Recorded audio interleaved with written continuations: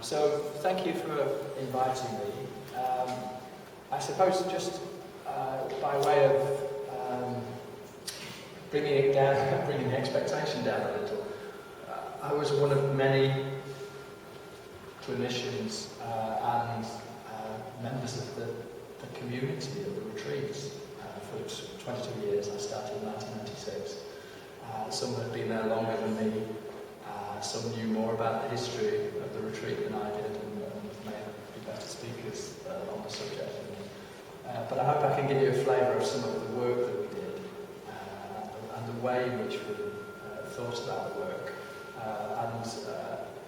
And that will be hopefully illustrated by unscripted discussion that Ellie and Sarah, when she arrives, and I will have about memories, and we'll probably be less aware of you being here. We'll just have a chat, and you can listen in, and then we'll have a discussion after that.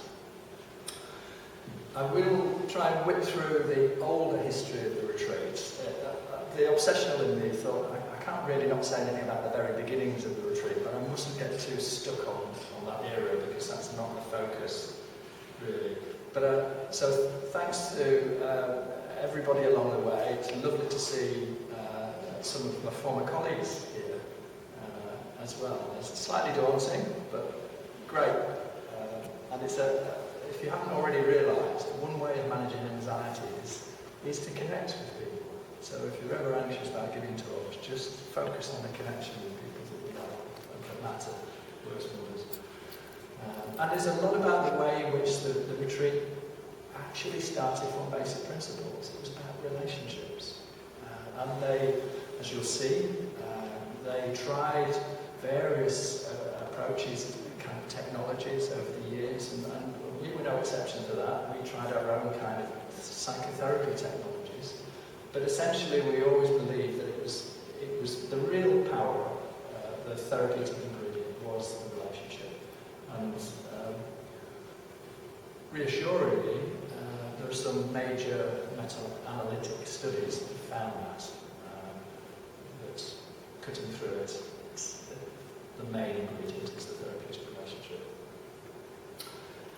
So we will move quickly through the beginnings of the retreats and then have a focus particularly in the years after the war. We'll then fast forward on to where I start to know something firsthand of my experience in 1996 until 2018. We'll have a live discussion as I mentioned, and then the opportunity for a discussion. Picture that you may have seen that was for many years behind reception at the retreat, painted, I don't know what era. There are many more slides in this pack that I won't be showing you. There are hidden slides, so if you access the website, I understand they'll be on there for you to look, including old maps of the layout of the retreat in 1828 in particular, and a full screen of this picture for you to study. I need to just put my reading glasses on to see this. So I thought I'm talking to a history society, you're supposed to talk about your sources, aren't you? Reference your sources in front. I'm trying to pretend I know what I'm doing. Obviously I called on Samuel Tuke's famous 1813 book. Again, a lot of this material is online, certainly as a book, or all of the annual reports are digitised through the Welcome collection.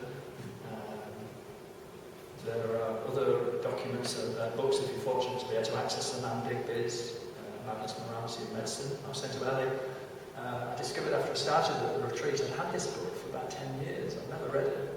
I picked it up in a bargain bookshop in Scarborough in the 90s, and then come to work at the retreat. So there's something going on clearly in how I was thinking about the future of my career. We'll show you a 3-minute section from a film that was made in the 1950s, which was actually a recruitment film for staff, for nurses in particular. And again, that's available on YouTube. There's a link there, in fact, that you can follow. And I'll be focusing on some of the annual report. reports to look at how the year was thought about. And obviously, this is coming through my own biases, my selective memory, my own interests, and my just plain inaccurate memories of personal experience.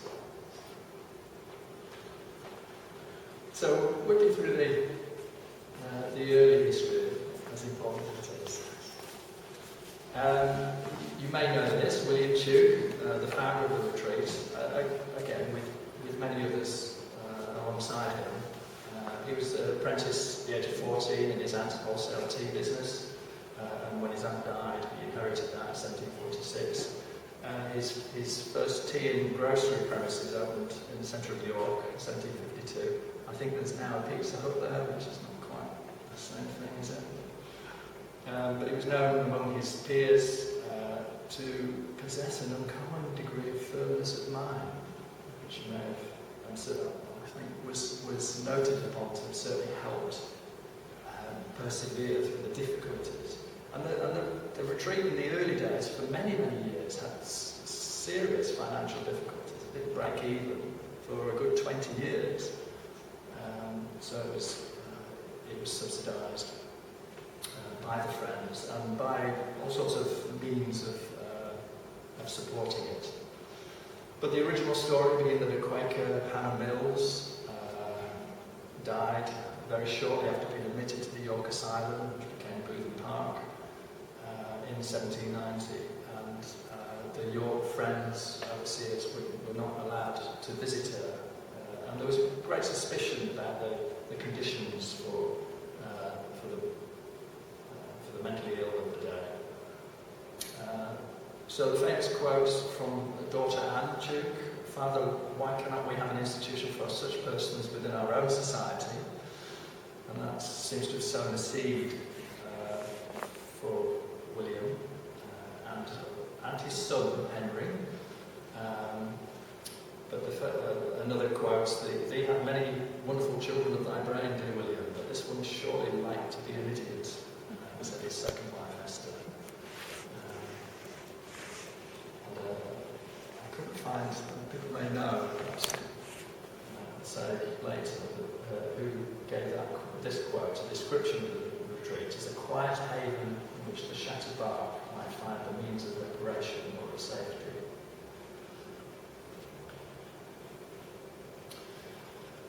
So the grounds for the retreat, purchased in 1793, the ground sum of £1,357, 11 acres.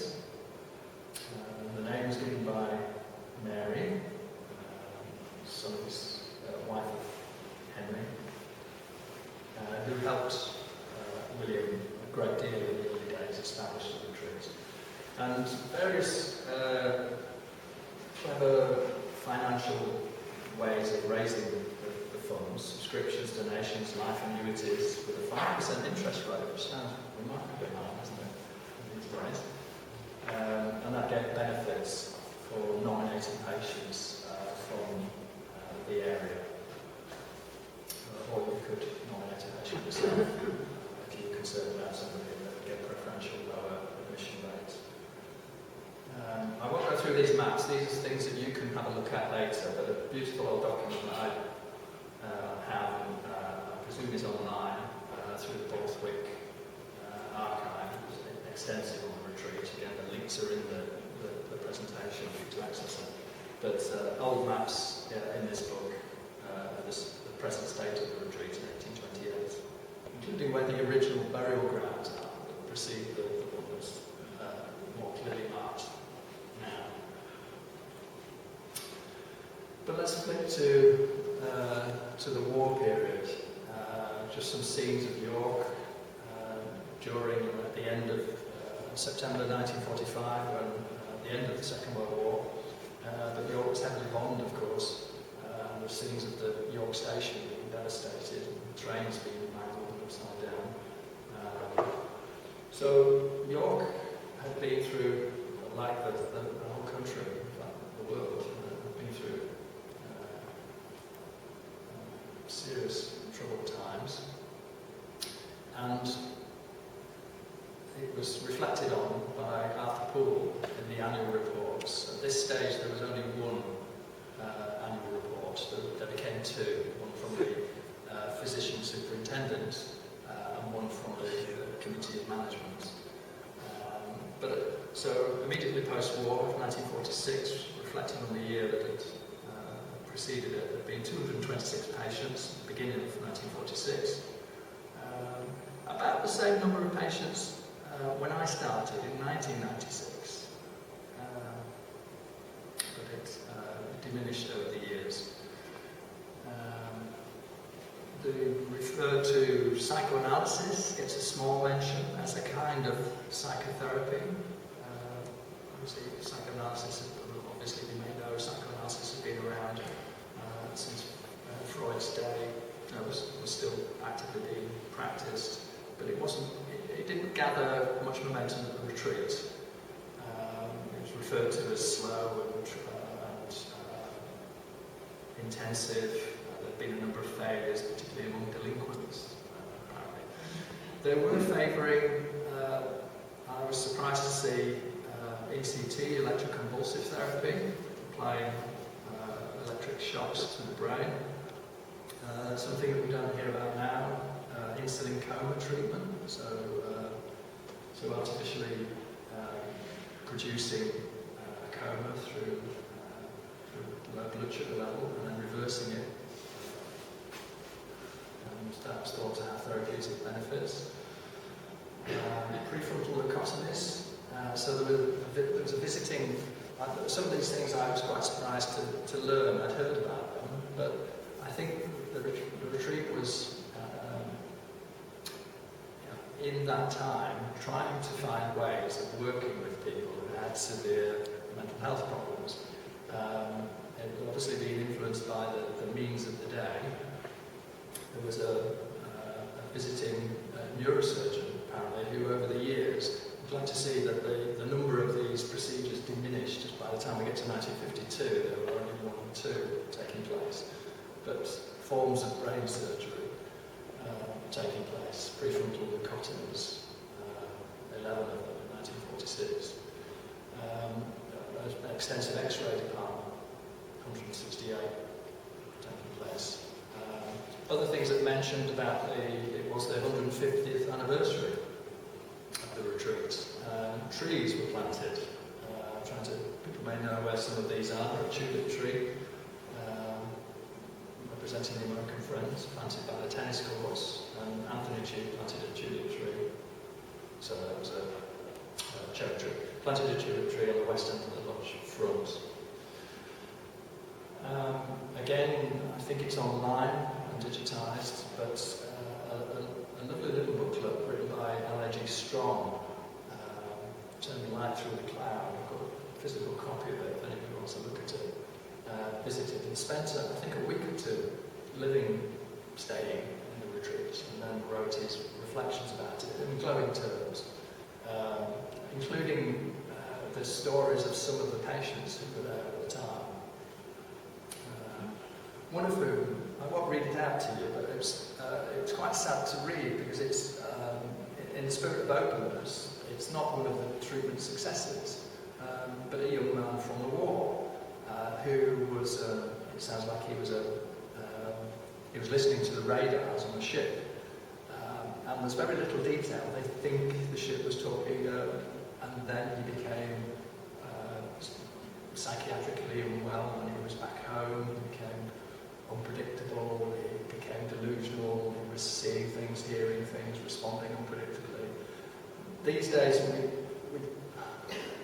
we probably think, oh, could his experiences, could being a radio operative and the ship he's on and feeling responsible for being torpedoed, could that have led to him having such intolerable feelings of responsibility for the death and destruction that he is in fact traumatised by that experience and re-experiences? So that would be the way that we might be wondering about how his experiences and his mental health fit together in a much more trauma-informed way. But this is 1946, and despite so many experiences, and perhaps because of so many experiences of destruction and horror, people were not really making the leap. And this young man had some of these treatments. He had insulin cone treatment, he had, unfortunately, he also had a form of brain surgery, and none of it helped. So his case is talked about in that book, Right Through the Cloud.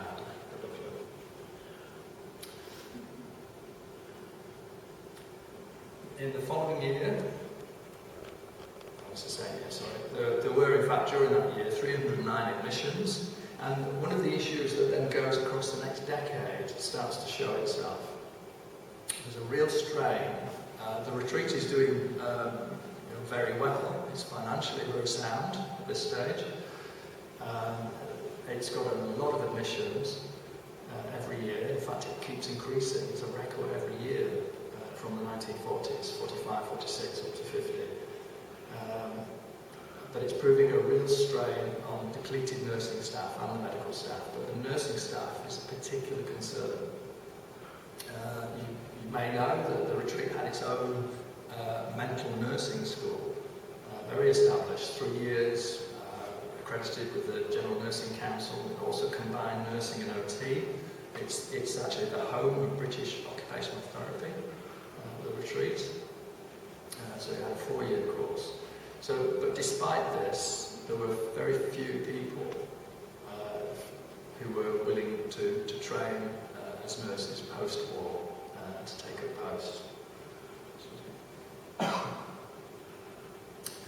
And they tried to look at conditions. They increased the pay. They did a survey, referred to later, asking the existing nursing staff what they thought, how it could be improved. And none of it seemed to make any difference to the actual recruitment and retention rates. But there was in fact a national crisis in nursing, which I understand there is currently. Other people may know who are here.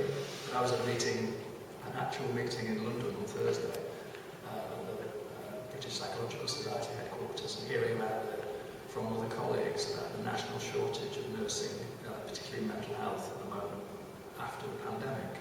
So it's interesting to wonder about these major events that happen to the country as a whole, and the effect on certain professions afterwards. However, Arthur Paul, the physician superintendent at the time, had a particular view. It's not a wages problem at all, but one aspect of the spiritual decadence of our time. Until our adolescent girls, there were male and female nurses, but for some reason he focuses on the adolescent girls, realised that some forms of public service could play a part in their lives, so long will the numbers be insufficient. The year after, similar picture, similar number of patients, the kinds of treatments, physical treatments are still around. There's even less of a reference to any kind of psychological psychotherapy being practiced. There were 321 discharges, good effect reported, lots of people either recovered or relieved. And this is the year of the beginnings of the NHS, of course, and the retreat applying after much careful thought to be asked to be allowed freedom to continue independently of the new NHS. From the statement there, we still believe the distinctive contribution of the retreat to psychiatry is based on the faith in the healing power and love of God, overriding all forms of physio and psychotherapy.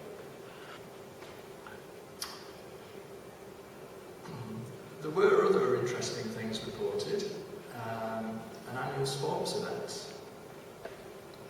Well, this year's annual sports event, so it preceded 1947. We invited a number of old friends, in inverted commas.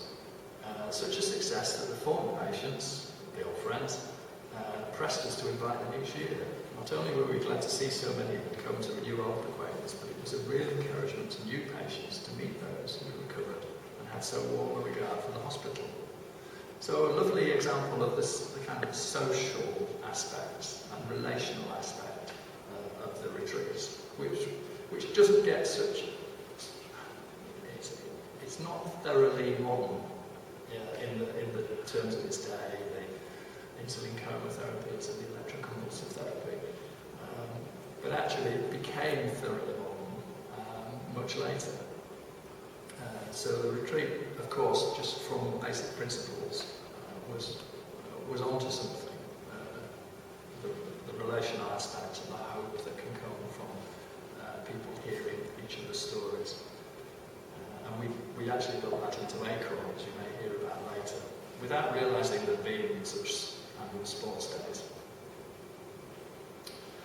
So again, focusing on 1947, there have been 346 admissions, gone up again this year. This is from speaking, I'll reassure you. And a breakdown of the diagnoses of the day: psychoneuroses, melancholia, we think of as depression now, schizophrenia, mania, senile secondary dementia, secondary presumably to forms of viral infection, delusional insanity, I wonder. So one of the things that I was interested in throughout my career, which you may already gather, was trauma, psychological trauma. So when I'm reading delusional insanity, I wonder, one of the ways in which trauma shows itself is re-experiencing, as if that event is happening now. That could be seen by an onlooker as delusional, because in a sense it is. But there's another way of understanding it. It's the person re-experiencing that disconnected memory. There have been visits to American hospitals by the physician superintendent, and over the years many staff from hospitals around the world visited the retreat and took back the ideas. So Arthur Paul reflects on seeing the influence of those relationships with US hospitals and friends, noting the influence of external retreat architecture on some of the designs there. But very few had enclosed ward gardens. So if you look at the early maps of the retreat, each unit had an extensive area for that unit, as well as the shared areas of grounds. And comments on the American difference: whereas we allow our disturbed patients to work off the surplus energy in an outdoor garden, the American method is to keep them immersed for many hours in a continuous bath, hydrotherapy. But he did notice that seemed to lessen the use of sedative drugs. So whilst raising an eyebrow, people being submerged for so many hours, did mean they had less sedative drugs. The questionnaire I mentioned didn't have a great response rate at the retreat. 14 out of the 50 female responses. Again, interesting. There were male nurses there, but they don't know how to get a mention. But 14 out of the female nurses were invited to reply to the questionnaire. And there was a national working party on recruitment and training nurses because it had been a national issue. Concern about the wastage, so retention. People not even making it through the training, actually, failure to continue after a trial period. So let's give you a flavour of 1954. It took a bit to work out this was 1954, because as historians you might realise the frustration I had when I was looking at some of this information. People don't often put dates on things. There isn't a date on this film anywhere. I managed to identify it was 1954 by cross-referencing it with the annual report that eventually refers to it in 1955 as having been made. So we'll play you 3 minutes of this just to give you a sense of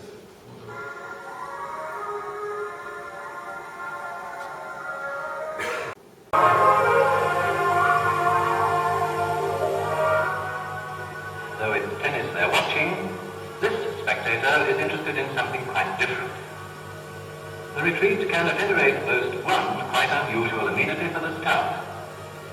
This fine little swimming bath stands in the grounds of the nurse's home, no more than 100 yards from the building itself. It is used by both staff and patients at regulated times.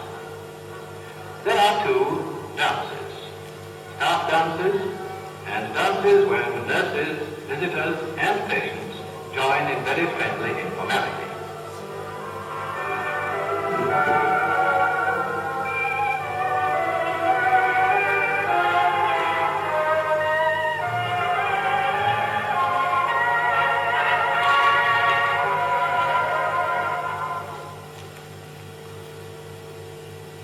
Throughout each day in the life of the retreat nurse, there are opportunities for friendly personal contacts.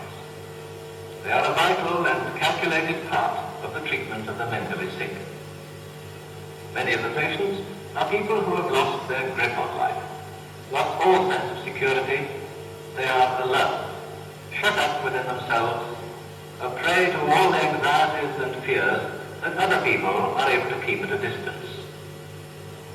And William Tuke was one of the first to realize not only that physical restraint or violence was worse than useless, but that physical treatments alone were insufficient. He knew that body and mind were inextricably bound up, that the mentally sick also needed beauty, beauty of surroundings, beauty of companionship.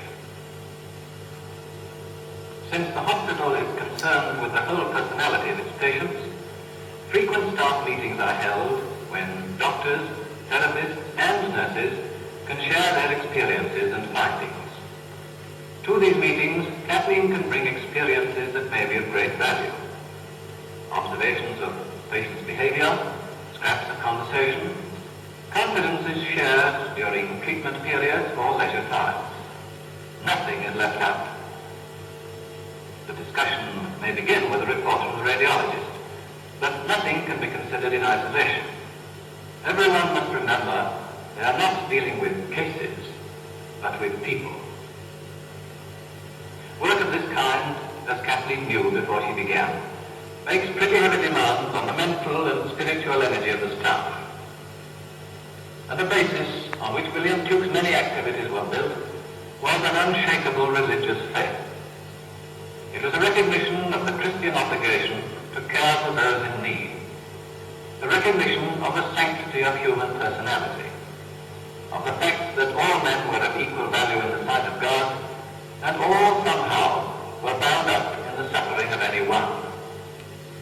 The strength of that foundation is never forgotten. The retreat began and is continued as a venture of faith. How many people knew that the retreat had a swimming pool? Oh, at the back of Fairfax House, which was the nursing accommodation. So moving forward a little to 1952, and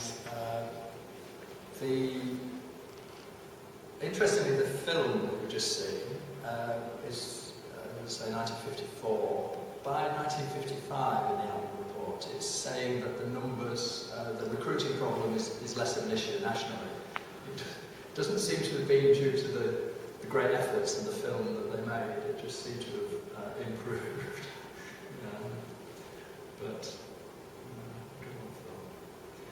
So 1952, an air review of the retreat at that time.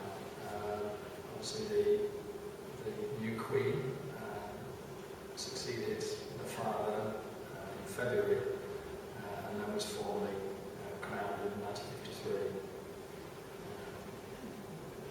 See the layout of the grounds there. It's very, very orderly. Beautifully maintained. On the 29th of February, it was a leap year, Squadron 66 were practicing over York in two sets of four, and there's a picture of 66 Squadron with a Gloster Meteor behind them. So coming out of the Second World War, the Gloster Meteor was the first jet fighter for the UK, for the British. So there was a lot of pride in this aircraft. It was replacing the Spitfire. The problem was it wasn't very good, but we couldn't say that. But it had all sorts of problems. It was the first jet engine fighter. It was too fast. It was too thirsty. It had very low range, so it was going fast and it didn't have much fuel. So guess what happened? They would run out of fuel. They were also quite difficult to manoeuvre. Fortunately, I had reason to meet an aircraft investigator whilst I worked at the retreat, and he was able to do a bit of background reading on the crash. So, 29th of February, one of these Gloster Meteors crashed into the retreat. And what had happened was that 4 of them were turning away, and the inquest said it was human error, and that one of the pilots had just turned too early and had hit the tailplane of the jet in front of him, and he lost his tailplane and plummeted into the retreat, into the recreation hall. It was very fortunate. The pilot died, sadly, but it was very fortunate there was nobody else in the hall, and that it actually hit the spot it hit, because 10 yards further over it would hit the men's units, the men's ward. But you can just see a picture of the jet engine bottom right that was left in the hall. These pictures were actually secret RAF filmed, so they were kept locked up for 50 years, and then we received them at the retreat. So they're good quality for the day. So they're clearing up afterwards, and this is again one of the RAF taken photographs afterwards. You see the policeman standing on the roof of the retreat, standing hands on belt, the fire crew. And local reports said that it was as if the jet was swept up neatly by the side of the building. It didn't explode on impact. It screamed as it came down. I don't know whether that was the pilot. We'd speculate, but it didn't explode. And the pilot was removed from the aircraft. But interestingly, there was a witness who said that he saw the pilot parachuting to safety. So it's interesting what people think, how people come to construct memories of events. Actually, chances are what he saw was the tailplane floating at a much lower speed down actually near the graveyard it landed, but mistook that for and wanted to see perhaps the parachuting pilot, but that wasn't the case. I was interested in how this was to be referred to in the annual reports. We think of that as such an event. Really? I'm quite shocked still hearing it now. A jet plane hit the retreat. There's an engine in the hall, the hall that we used to use all the time. Well, if you look at the digitised annual reports, that one is missing. There are 2 by that stage. There's the medical superintendent's and there's the committee of management one. For some reason, the committee of management one is missing from the collection. I did look at the medical superintendent's one. It barely gets a mention. The only mention is from the overseer at the end, the equivalent of the auditor, who comes and says that the hall's been repaired and redecorated and is in full use by January 1953. So perhaps it was just the spirit of the day. Perhaps I'm being a little paranoid that one is missing. But of course, the photographs were secret. Perhaps the annual report did describe more detail. Actually, it wasn't to be available to the public at that stage. Moving forward to 1996, the year I started. By chance, it was Bicentenary, 200 years since the the retreat opened. I learned that there had been concern. That's actually me as a reminder that I need to get through this next bit in 5 minutes. That the Quakers around the retreat and overseeing and friends around the country, I think, were starting to be concerned about the state of the retreat in the early 90s. Stories about it having lost its way. What was the purpose of the retreat now? It seemed to be operating as a tall private hospital. The things that I experienced as I arrived as a psychologist, that's not as a psychiatrist. You may not appreciate the difference in there, so I don't prescribe drugs, psychological therapies I've been involved in. But only the consultant psychiatrist and his secretary would have keys to the notes, so we couldn't access any of those notes at that time. And consultant psychiatrists were served afternoon tea at the boardroom by junior nurses, which some of my nursing colleagues used to smile and tell me about in later years. The services at the time were a mix of just evolved into a kind of informal retirement accommodation on two of the units, Esther and Top Esther. There were a whole cohort of people who'd moved from the closing institutions at Stanley Royd and High Royd to Leeds, and were in one of the units, in fact spread across a few of the units. There was one acute unit, Naomi, down the front of the hospital, of the retreat. There was a unit called Hannah, after Hannah Mills, the original Quaker who died, that started the concern.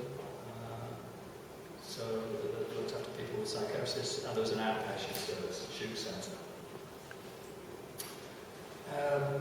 There was a worry about the financial state of the retreat, unsurprisingly, but a lack of connection with it at this stage. So it was the Bicentenary, so we should have a big party. So a big party was had. I do remember it, it was glorious. But shortly after that, the worry about what should we do about the income, how could we, and the state of the retreat.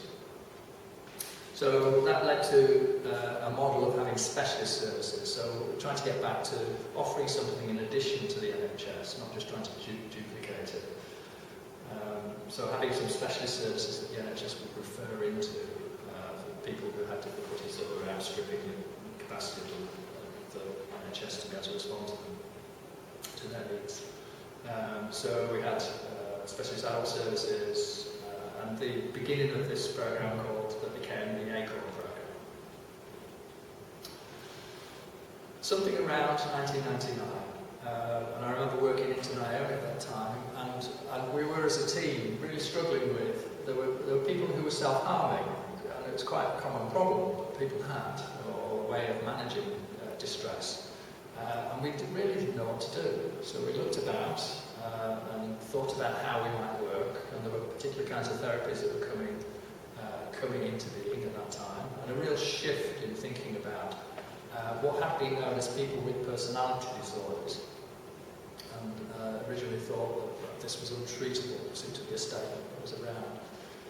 But in fact that was changing, and we were realising that there were ways of working with people that may meet criteria for a personality disorder if you hold store by diagnosis, and could be helped. So a whole team of us, I was just a part of that, began the ACORN programme. I shouldn't really mention people individually, but it would be fair not to. One of the main people behind that was Chris Holman, who was a consultant psychiatrist. And I distinctly remember sitting on a bench outside the retreat, being interviewed by him, and talking about how he wanted to develop services. And so enjoyed being a part of the team with him for many years. And he introduced, and we introduced, a therapeutic community, which is a kind of way of working. It's going out of fashion at the moment. These things wax and wane. But a therapeutic community that that could be described as a culture of inquiry, where everything is thought about. We don't just quickly explain away things. We wonder why people might act in the way that they do. Why might somebody do something that we might think is outrageous or inappropriate at all? So we would stop and wonder together about that. But the culture we have, a culture of safety, of openness, of belonging, agency, and involvement through participation and citizenship. So a couple of references there, if you're interested in the psychotherapeutic aspects of that. Rex Haig wrote these factors, quintessence of the therapeutic environment. And this newer therapy that came along, which was about skills. What could people learn? How could we help people to learn? Ways of managing high levels of feeling, of emotion, that the theory was, that underpins the difficulty that people are solving by self-harming. It's so intense, so overwhelming. Self-harm acts in a way to take away all of that distress. So how can you help people to learn to manage those intense feelings in some other way that they don't need to use self-harm? That was the theory and the approach that we were working with within a therapeutic community that emphasised belonging, safety, friendship. We were following through the early ideas of the retreat without consciously making that connection. But interestingly, we were just in a place and of like mind, I think, that naturally followed. So we worked with many communities, a slow community over the years, 22 years, 18, sorry, 22 years that I was there. But the numbers of the retreat, numbers of patients, the income for the retreat waned over the next, or particularly the latter 10 years. And unfortunately it led to the closure of the Acorn units, Hannah Mills unit in the early part of 2018, and then the closure of all inpatient services by the end of 2018.